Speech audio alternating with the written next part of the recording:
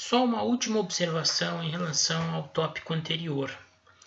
Eu não falei sobre a situação em que se reconhece uma causa excludente de ilicitude ou de culpabilidade na esfera criminal. Causas de exclusão da ilicitude descaracterizam o próprio crime, né? Há quem sustente que, como o reconhecimento de uma causa excludente de ilicitude na esfera criminal acaba por descaracterizar o crime, que é um fato típico e ilícito. Quando você tira ilicitude, só fica um fato típico. E o fato típico por si só não pode ser caracterizado como um crime. Lembre da teoria, acho que é binária que eles chamam. Então, se você reconhece na esfera criminal uma excludente de ilicitude, esse reconhecimento excluiria o crime. Excluindo o crime,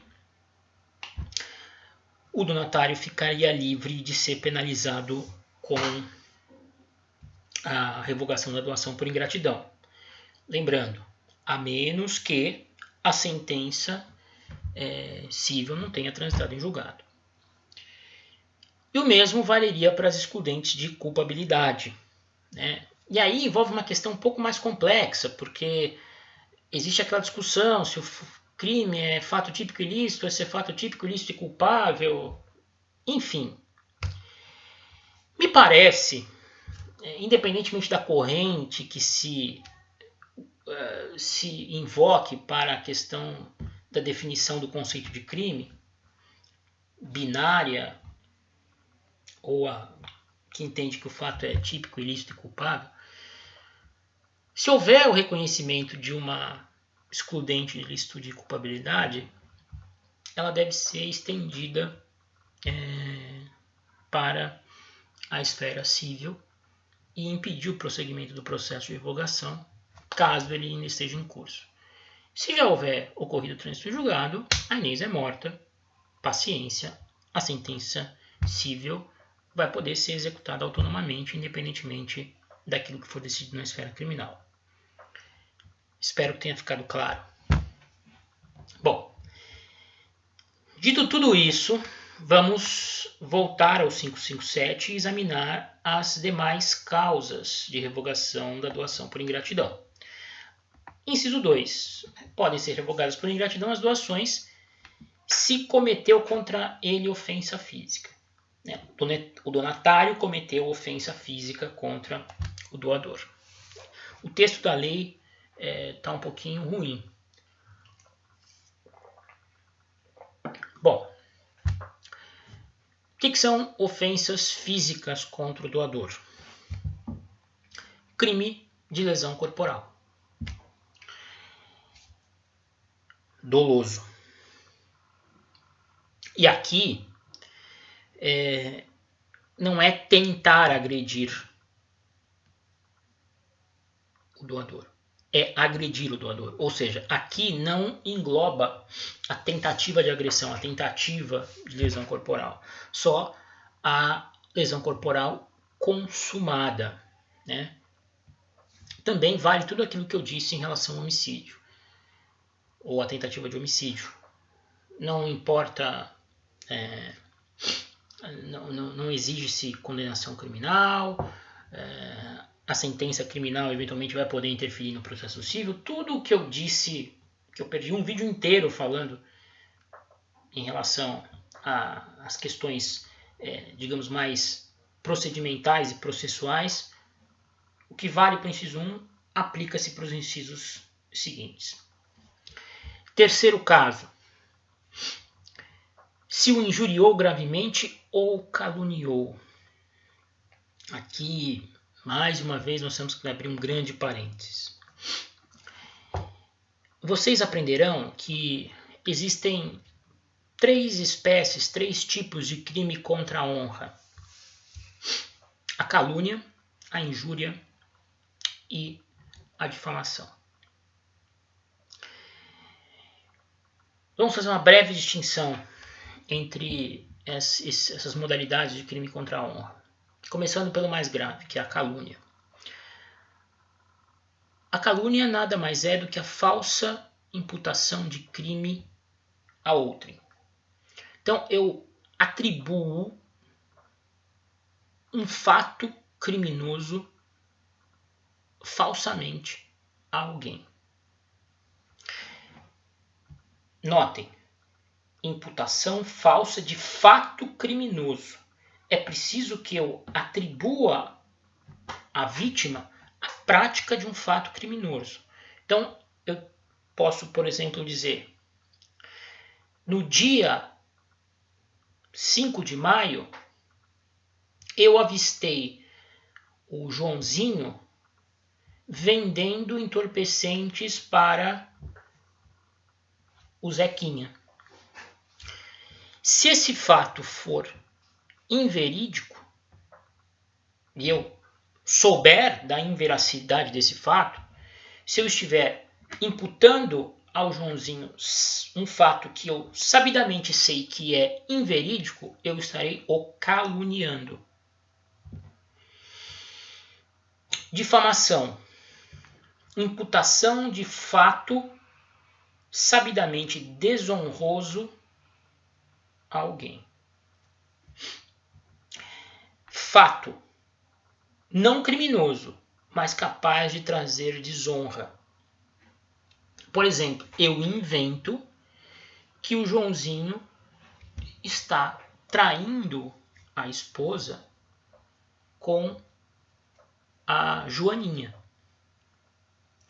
sabendo que esse fato não é verdadeiro, apenas para criar um embaraço na vida do Joãozinho. O adultério deixou de ser crime há algum tempo, mas é um fato que sem dúvida nenhuma traz desonra à pessoa. Isso é difamação, mas eu preciso ter a atribuição do fato. Não basta eu dizer ele é traíra. Eu preciso descrever o fato desonroso. Na injúria, que é a terceira modalidade, não há atribuição de fato. Há puramente a ofensa. É corno, é traíra, é bobo, é idiota, é ladrão, é bandido. Notem, se eu digo para alguém, olha, o Joãozinho é assaltante. Eu estou caluniando ou injuriando o Joãozinho? Estou injuriando, porque eu não estou atribuindo a ele um fato específico definido como crime que eu sei ser inverídico. Eu estou atribuindo a ele uma qualidade pura e simples que tem caráter ofensivo. Então, se eu chamo alguém de ladrão, de assaltante, eu estou injuriando essa pessoa. Se eu digo, o Joãozinho no dia tal estava juntamente com amigos pulando o muro da casa e saiu de lá com uma televisão, eu estou imputando a ele um fato criminoso, portanto eu estou caluniando o Joãozinho. Tá certo? Por que eu fiz essa distinção? Porque, vejam, apenas a calúnia e a injúria grave, segundo o legislador, são causas de revogação da doação por ingratidão. A difamação, não. E lembrem, nós devemos interpretar essas causas de revogação de maneira restritiva. Não podemos aplicar analogia para aumentar a abrangência dessas causas de revogação da doação por ingratidão. Então, apenas a calúnia e a injúria grave. Esse é um conceito próprio do Código Civil, porque no Código Penal vocês não vão encontrar o crime de injúria e injúria grave. Injúria é injúria. O legislador aqui quis excluir aquelas injúrias de sua menos importância, que são comuns no dia a dia. Você é bobo, você é idiota, você é um otário, você é um trouxa. Isso evidentemente que não é causa de revogação da doação. É preciso que seja uma injúria que tenha de fato uma repercussão na vida da pessoa. Por exemplo, num jantar de uma grande empresa multinacional, o sujeito na frente de pessoas com autoridade, com poder dentro da empresa, diga a outra que ele é um ladrão, que ele é um escroque, sim, enfim, uma situação que cause realmente uma repercussão maior. E aí cabe ao juiz, no caso concreto, verificar se isso ocorreu ou não. Existe a injúria real também, no Código Penal, que é a injúria que se manifesta por gestos e até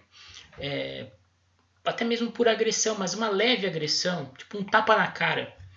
Um tapa na cara que não visa machucar a pessoa, mas visa causar constrangimento a ela na frente de outras pessoas. Isso é uma injúria grave. Então, injúria grave e calúnia são sim causa de revogação de doação. Difamação, não. E finalmente o inciso 4. Se podendo ministrá-los, recusou ao doador os alimentos de que este necessitava. Então, a recusa em prestar alimentos ao doador que está passando por uma situação de necessidade pode vir a provocar uma ação revogatória fundada na ingratidão. Agora vejam, e aqui é muito importante a gente fazer umas observações. Para a recusa na prestação de alimentos poder ser utilizada como fundamento de uma ação revocatória, é preciso, primeiramente, que o donatário possua condições de prestar os alimentos de que necessita o doador. Se o donatário estiver uma situação econômica tão difícil quanto a do doador, evidentemente que não se poderá exigir dele a prestação de alimentos. E, além disso, é preciso, segundo a doutrina e a jurisprudência, que o doador não tenha parentes, familiares, obrigados por lei a lhe prestar os alimentos. Vocês estudarão mais à frente, no direito de família, que existe a obrigação legal de prestação de alimentos entre parentes de uma mesma família. Então, por exemplo, prioritariamente, quem tem o dever legal de prestar alimentos é o pai, os ascendentes, né? Depois o descendente, aí colaterais, tem toda uma ordem.